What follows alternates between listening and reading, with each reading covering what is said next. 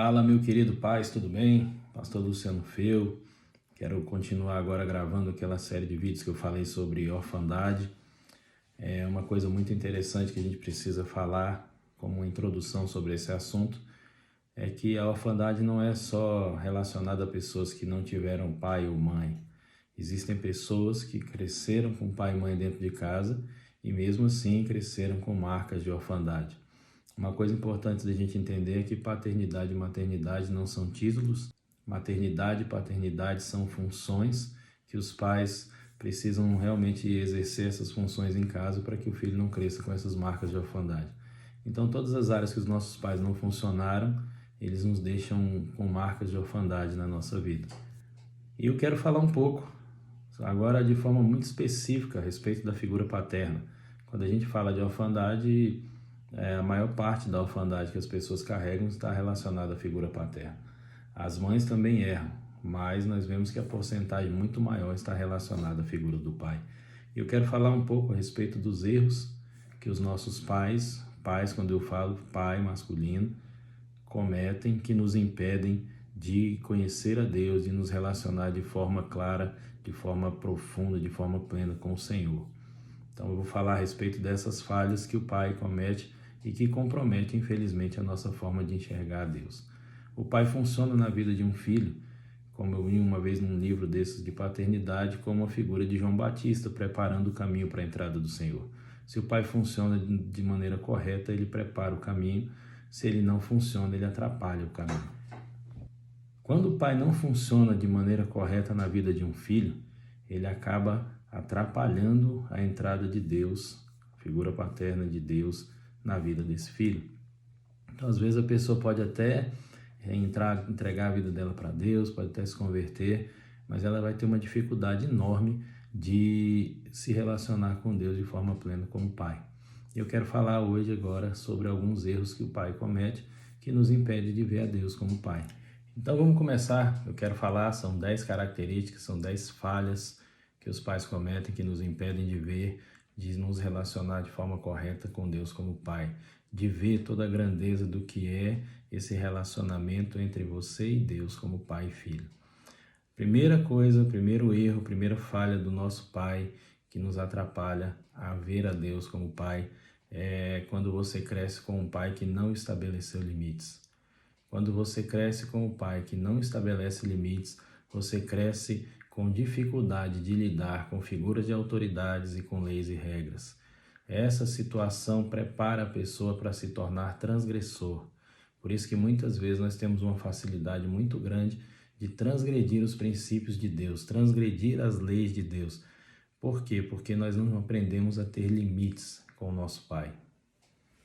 A segunda característica, o segundo erro, o segundo problema que nós encontramos no nosso relacionamento com o nosso pai é quando nós crescemos com uma figura paterna severa, um pai muito severo.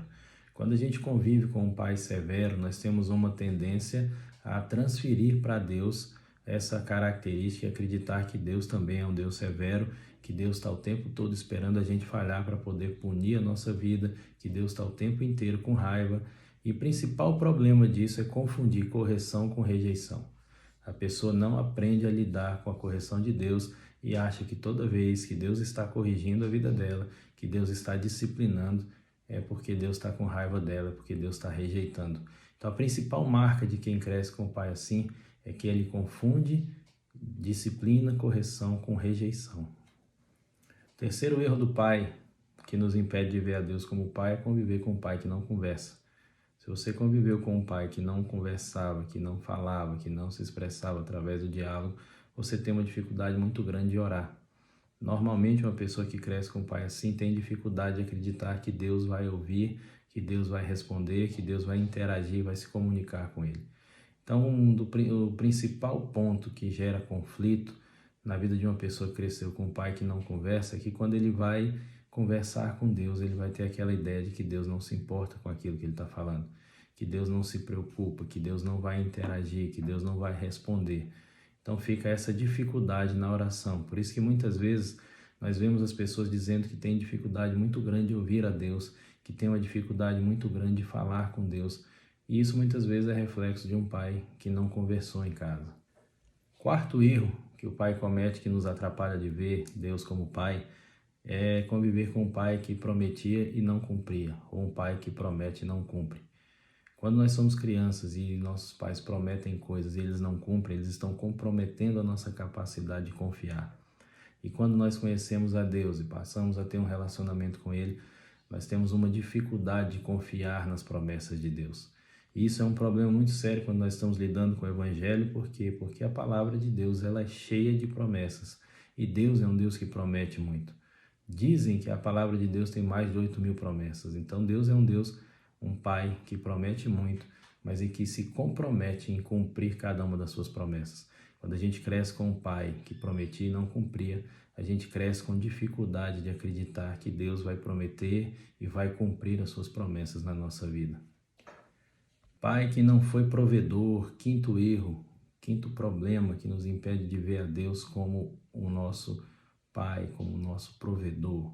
Quando você cresce com um pai que não foi provedor na sua casa, que não trazia o mantimento, que não fazia com que a família descansasse nessa provisão, você cresce com dificuldade de acreditar que Deus é um provedor na sua vida. Então, a pessoa que cresce com essa dificuldade, ela tem uma tendência a ser ativista, a confiar somente na força do seu braço, a acreditar que Deus não vai fazer nada por ela, que Deus não vai responder orações, principalmente relacionadas a questões financeiras, que Deus não vai abençoar o trabalho das suas mãos e que tudo que ela tem, tudo que ela conquista depende somente do trabalho das suas mãos. Então é aquela pessoa que nunca descansa, ela está o tempo todo tentando fazer alguma coisa para gerar renda, porque ela não confia que Deus vai fazer nada por ela. Sexto erro, pai que abandonou. Toda pessoa que vive essa história do abandono paterno tem uma insegurança profunda em relação ao seu relacionamento com Deus. É uma pessoa que passa o tempo todo com aquela ideia de que Deus a qualquer momento pode ir embora, a qualquer momento pode abandonar. É uma pessoa que quando peca, quando erra, quando desagrada a Deus, tem um medo profundo, por mais que a Bíblia fale que Deus nunca vai nos abandonar, aquela pessoa tem dentro dela um medo profundo de ser abandonado por Deus, de cometer algum erro grave que vai gerar o abandono de Deus.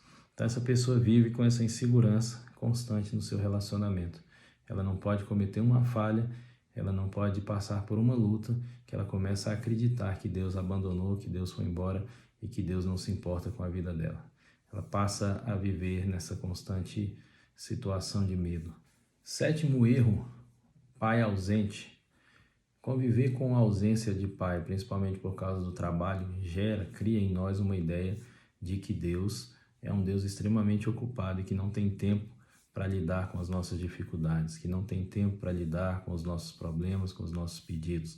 Então a gente vai ter uma dificuldade de orar, de falar com Deus, porque a gente vai ficar preso nessa ideia de que Deus está ocupado demais, de que Deus não tem tempo, Ele está o tempo inteiro envolvido em alguma coisa mais importante que tem mais valor do que nós mesmos. Porque uma coisa interessante nisso é que quando existe uma ausência de pai constante por conta do trabalho, isso é transmitido para o filho como um senso de falta de valor. A criança começa, o ser humano começa a acreditar que o trabalho dos seus pais, do seu pai, tem mais valor do que ela. E a gente passa a crer que Deus também está ocupado demais para escutar as nossas orações. Oitavo erro, pai que não deu direção. Conviver com o pai que não nos deu direção faz com que a gente acredite que Deus também não nos dá direção. E isso gera talvez um dos maiores dilemas que a gente tem hoje, relacionados a conflitos de identidade, de propósito na vida das pessoas, principalmente na vida dos jovens. Muitas vezes a pessoa cresce com uma visão errada a respeito do seu propósito, da sua vocação, com dificuldade de dar direção para a sua vida, com dificuldade de saber o que ela quer fazer no futuro, como profissão, como vocação, com dificuldades de lidar com a fase adulta. E nós vemos muito isso hoje, pessoas com problemas sérios, porque não sabem qual é o propósito da sua vida, porque não sabem qual a direção que tem que dar para a sua vida, e não buscam isso em Deus porque não creem que Deus vai dar essa direção. Elas não acreditam que Deus vai dar direção para a vida delas. O nono erro, pai crítico. Conviver com um pai crítico faz com que a gente acredite que Deus está o tempo todo achando ruim aquilo que nós fazemos. Nós temos uma dificuldade muito grande de entender que Deus se contenta, de que nós somos suficientes. Então a gente percebe que pessoas que cresceram com um pai muito crítico, eles crescem com a visão perfeccionista, transferem isso para Deus e acreditam que eles precisam ser perfeitos, que se não forem perfeitos, Deus não vai aceitá-los, Deus não vai amá-los, e ele vive debaixo desse fardo. Essa visão de que nós somos o tempo todo inadequado, de que nós nunca somos bons o suficiente, de que nós nunca somos algo que Deus se agrada, e aí faz com que o evangelho se torne um fardo.